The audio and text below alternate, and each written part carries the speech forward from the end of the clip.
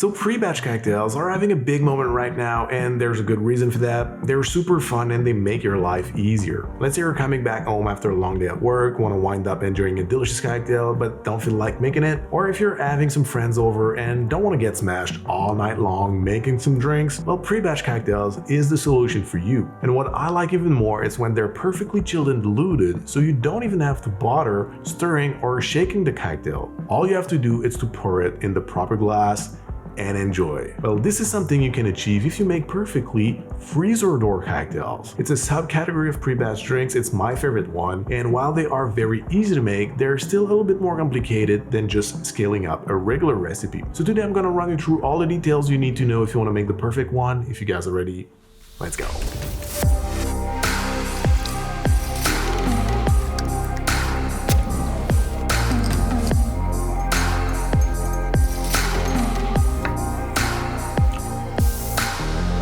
Alright, so what's up my friends? Welcome back to the channel.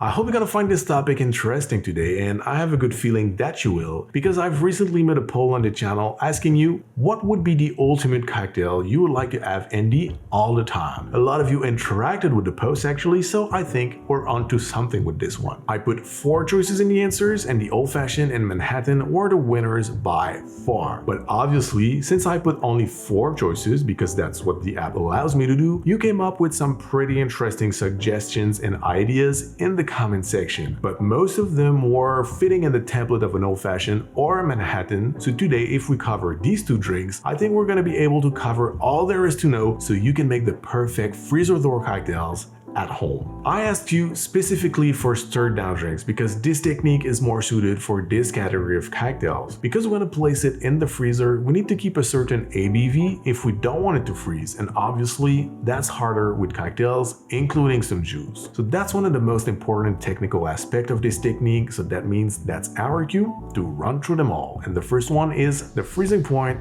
versus the ABV. Most of our freezers at home reach a temperature of 0 Fahrenheit or minus 18 Celsius, and this is approximately the freezing point of liquid at 30% ABV. So that means that we need to control our dilution in order to stay above that line if we don't want our cocktail to freeze. So for the old-fashioned category, for example, we're gonna go with a dilution of 20%, and with the Manhattan category, we're gonna go with a dilution of 15%. And by the way, if that's something interesting for you, in the next cocktail ebook on Patreon, I'm gonna dedicate a section on that topic with about 20 different cocktail recipes with all the calculations made already, so you're gonna stay within the perfect range to make the best cocktail possible if you want to place it in the freezer. So the link for that is going to be in the description below as always. And also, a lot of you asked me if it was possible to buy the ebook somewhere because you missed some because you joined a little bit later. Well, now it's possible on Patreon, which is pretty cool, so I've already put them all. So again, if you missed some and want to get them, the link's gonna be at the same place. Second important thing, we need to know how much booze we're gonna take out of the bottle to leave enough space to fill it up with the other ingredients. That's a lot of math, but don't worry, I've done the calculations for you. Also, depending on where you're living, you're gonna get different sizes of bottles. I used to be in Canada where spirit bottles were 750 mils for the most part, and now that I am in Europe, they're 700 mils. So I can tell you to remove 8 ounces, for example, out of your bottle, because depending on where you are, that's not gonna be accurate for everyone. So I decided to make my calculations based on percentage. That's gonna be easier for everybody. So let's say you wanna make a cocktail in the old-fashioned category, you're gonna remove 25% of your bottle, and if you wanna make a cocktail in the Manhattan category, you're gonna remove 40% of your bottle. Today we're gonna make 3 different cocktails, 1 with rum and 2 with bourbon, and I'm gonna take what I took out of the bourbon bottle to make the second cocktail. I'm not gonna have enough left to make another drink, so what I like to do when this happens is to fill up my infinite whiskey bottle. This is a practice usually done with rum, but I actually really enjoy it with whiskey. This is a bottle filled up with both rye and bourbon.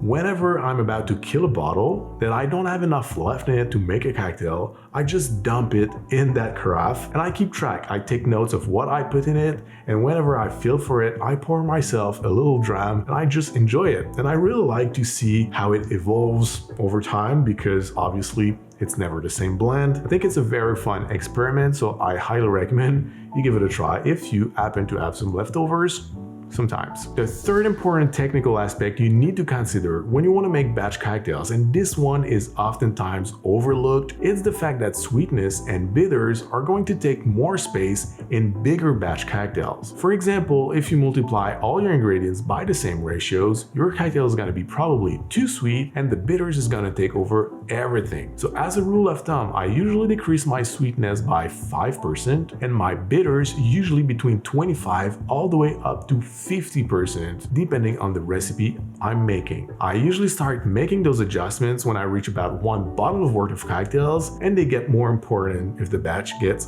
bigger. That being said, that covers pretty much all the important technical aspects to make freezer door cocktails. That means we're ready and we're gonna start with the old fashioned. Today we're gonna make my maple and soy sauce old fashioned. So what you're gonna need is bourbon, maple syrup, Angostura bitters, and soy sauce.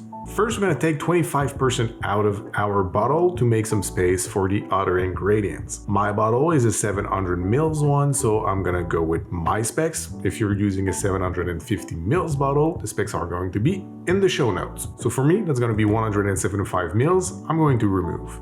Then for the maple syrup, I'm going to add 45 ml. For the bitters, 4 ml. And don't forget to put the cap back on your Angostura bottles because you're really gonna hate yourself next time you're gonna use it. And for the water, 115 ml.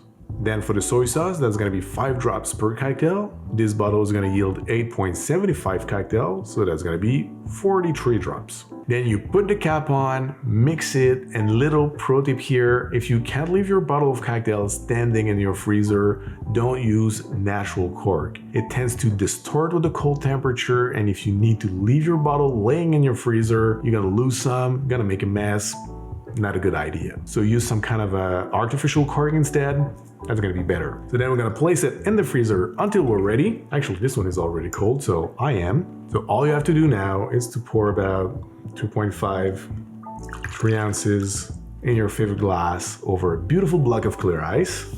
I'm gonna use today my orange atomizer instead of an orange peel. If you wanna know how to make this, it's gonna be up here. And there you have it. You've made yourself a freezer door old-fashioned. Cheers.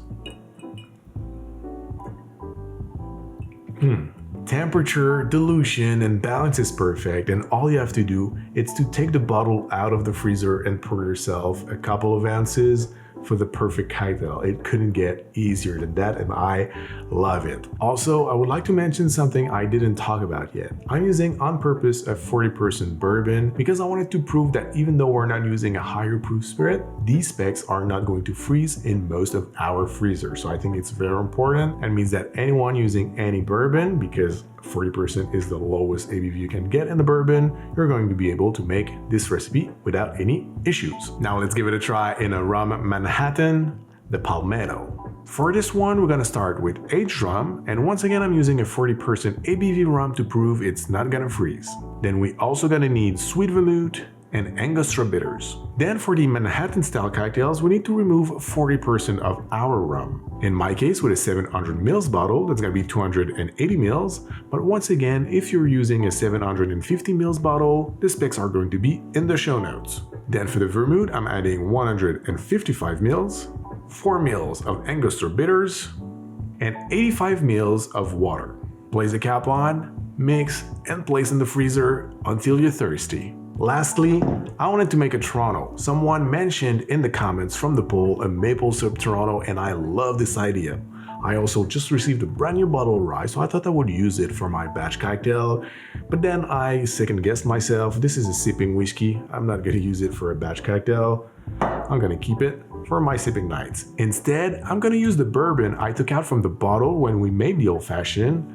I know Torontos are made out of rye, not bourbon, but believe me, it is good still. And if you're using rye instead of bourbon for your old fashioned, that's gonna give you the perfect alternative to use the leftover, which you took out from the bottle, to make a second batch cocktail in a smaller quantity. So first, in a bottle, you're gonna add 150 ml of rye whiskey, 15 ml of Fernet Branca, 15 ml of maple syrup, 3.5 ml of Angostura bitters, and 35 ml of water. Once again, cap it, mix it, and place it in the freezer. And lucky me, my bourbon Toronto was in the freezer already for a couple of hours. I'm gonna pour myself one to conclude this video.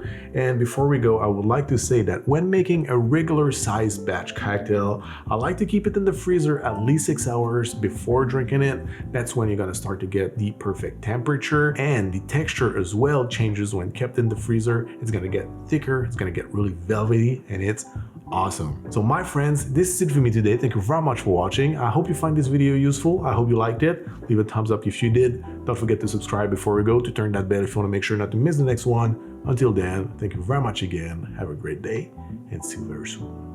Cheers.